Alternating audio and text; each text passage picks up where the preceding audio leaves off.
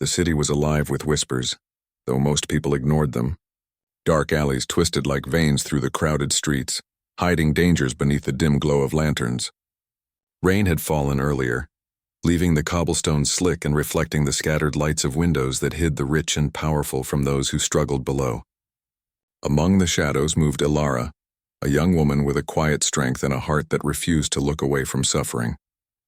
She walked with purpose, her coat pulled tight around her as she scanned the streets for anyone in need. Tonight, she had no plan beyond helping. That was enough. Her attention was drawn to a soft cry echoing from a narrow alley. She paused, listening. A small, trembling voice called her name, though she could not place it. Stepping carefully over puddles, she found a boy crouched behind a stack of discarded crates. His face was pale and his eyes were wide with fear. "Hey," she said gently, lowering herself to his level. "Are you hurt?" The boy flinched, but something in her voice made him stay. I can't go home," he whispered. They'll find me." Ilara's heart tightened. She had seen fear before, yes, but the kind that lived in children's bones was something different. It burned quietly, but it left marks that lasted a lifetime. "You're safe with me," she said, offering her hand. "Come with me and I'll keep you safe." For a moment, the boy hesitated, then took her hand. His grip was small but firm, and she felt a chill pass through her as though the city itself were watching. Unknown to her, eyes had been following her from the shadows. In the higher windows of a grand building, a man observed, his presence silent but commanding.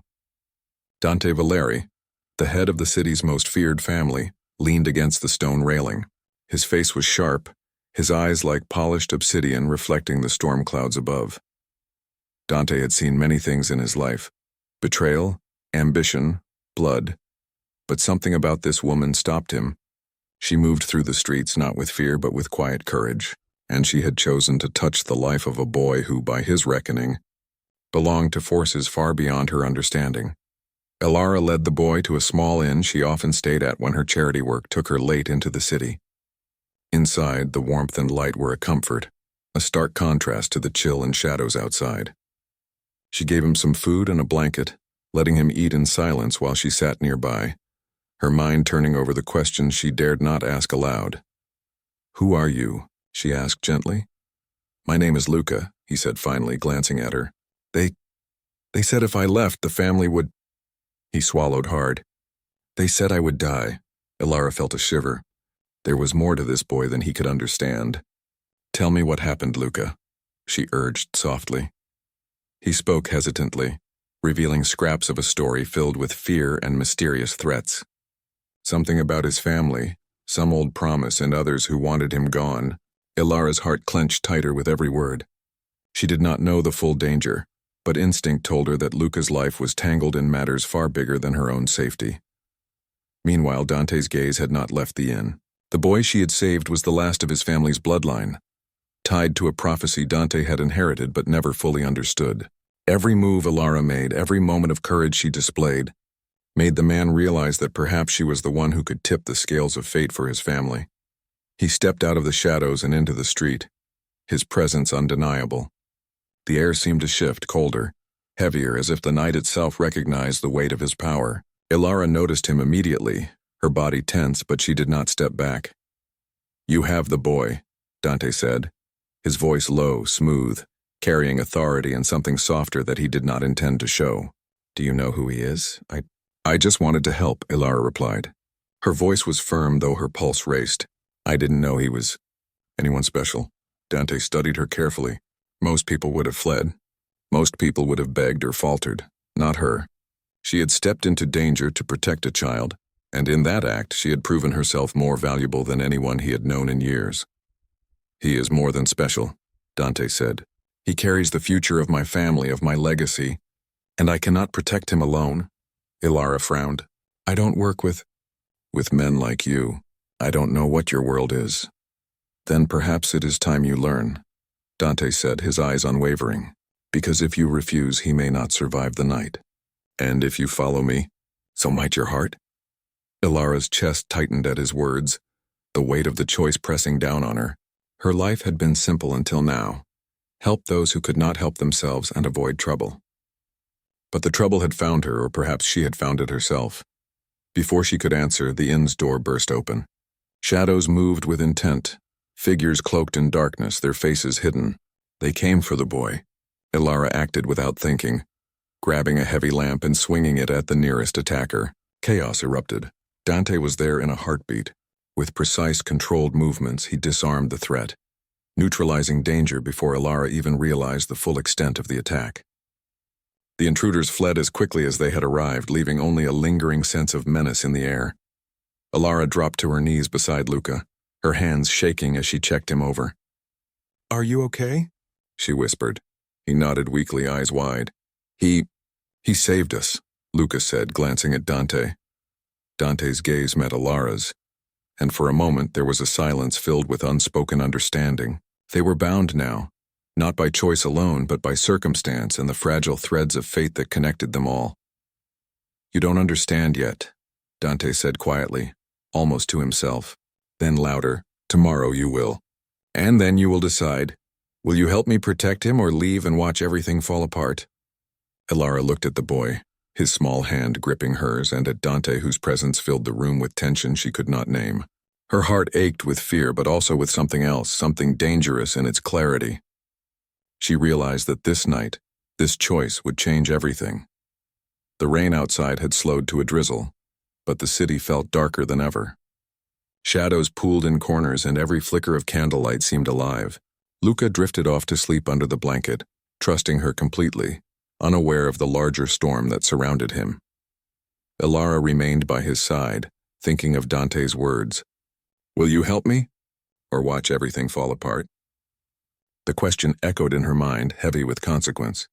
Outside the window, Dante's figure was still visible, a silhouette against the dim city lights, watching, waiting, protective yet distant. The tension in the air was palpable, a thin line stretched between fear and longing. Ilara realized she had a choice: stay safe in the shadows of her own world, or step fully into the dangerous light of his. Either path would change everything, for her, for the boy, and perhaps for Dante himself. The night deepened, and in the quiet, the city seemed to hold its breath. Tomorrow decisions would be made. Alliances would form, and the first threads of a bond that could defy even fate itself began to weave.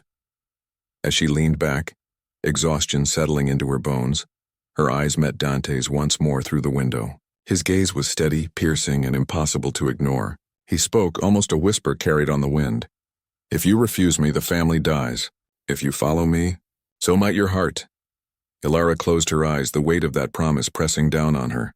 Somewhere in the darkness, Dawn crept over the city, painting the tall buildings in shades of gold and gray. The rain from the night before had left the streets glistening, reflecting the first hesitant rays of sunlight. Ilara sat by the small inn's window, watching, Luca sleep peacefully under the blanket she had tucked around him. The calm was deceptive. The danger that had found them the night before was far from gone. She heard the softest click behind her and turned to see Dante standing in the doorway, his silhouette framed by the morning light. He carried a quiet authority that made her pulse quicken. "You stayed," he observed, his voice low but calm. "Good.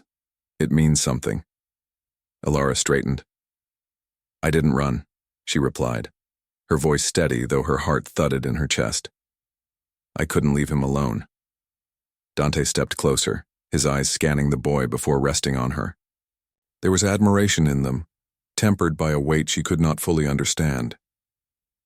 "Courage," he said softly. "It is a dangerous thing. Most people fear it, even when it's all they need to survive." Ilara glanced at Luca. "He's just a child," she said. "And yet, everything seems to depend on him." Dante nodded. "More than you realize. The family curse, the threats from rivals. It all centers on him. And now, on you." Ilara's brow furrowed. "Me?" "Yes," Dante replied, his gaze unwavering. "You are brave enough to step into a world most cannot understand. That makes you the one who can help me protect him. And perhaps change the fate of my family." The words hung in the air, heavy with meaning. Ilara had always believed her role was small, her actions simple. But now, she faced a reality that could alter lives, perhaps forever. A soft rustle drew their attention to the window. Shadows moved along the rooftops outside, scouts sent by rival families still hungry for control. Dante's expression darkened. He had expected threats, but they were relentless, driven by something older and more dangerous than mere greed. "Stay inside," Dante commanded. "I will handle them." Ilara's instinct bristled. "I want to help. I can't just watch." Dante's eyes softened for a fleeting moment. "Helping is not always doing," he said. "Sometimes it is knowing when to hold back." Despite his warning, she stayed at the boy's side, offering small comforts. Soft words, a steady presence, a hand to hold when nightmares of the previous night threatened his sleep. It was simple, yet profound. The boy's trust in her became a bridge she never expected to cross, connecting her to something deeper than duty.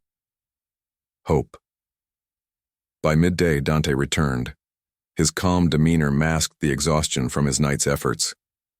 He had dealt with the scouts, ensured their trails were hidden, and reaffirmed the family's influence over the city's shadows. Yet the danger remained, persistent, looming like a storm on the horizon. Ilara met his eyes. "I want to help," she said again. "Tell me what to do." Dante studied her. "Very well," he said, and for the first time, he allowed her a glimpse of the world she was entering. "There is an old prophecy tied to Luca. If it is fulfilled, it can break the curse that haunts my family for generations, but it requires courage, heart, and faith in those who are willing to act when fear paralyzes others." Ilara listened intently, her mind turning over the weight of what he said.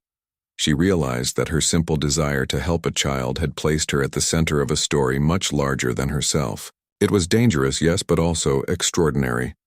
Dante guided her through the city's hidden paths, teaching her how to recognize threats, how to protect the boy, and how to move with awareness. She learned quickly, not just from necessity, but from determination.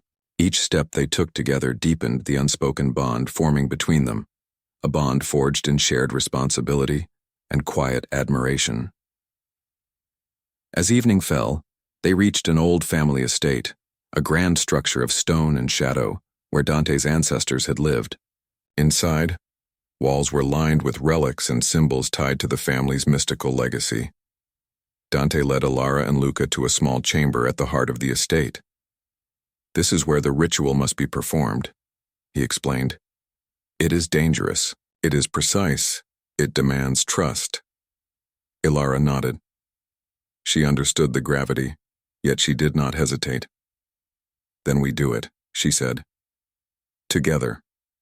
The ritual began as night settled over the city. Candles flickered along the chamber walls, casting elongated shadows that danced like specters. Dante guided Luca gently, while Ilara maintained her steady presence, her voice calm and encouraging. The boy's small hands trembled as he followed instructions, but her guidance gave him courage he did not know he possessed. As the ritual reached its climax, a pulse of energy seemed to flow through the estate. Shadows writhed and then calmed, a heavy weight lifting from the room. Luca's eyes shone with wonder and relief. Dante, standing beside Ilara, allowed himself a rare moment of vulnerability, his posture relaxing just enough for her to see the man behind the legend, the man capable of feeling deeply, of longing for connection despite a lifetime of fear and duty.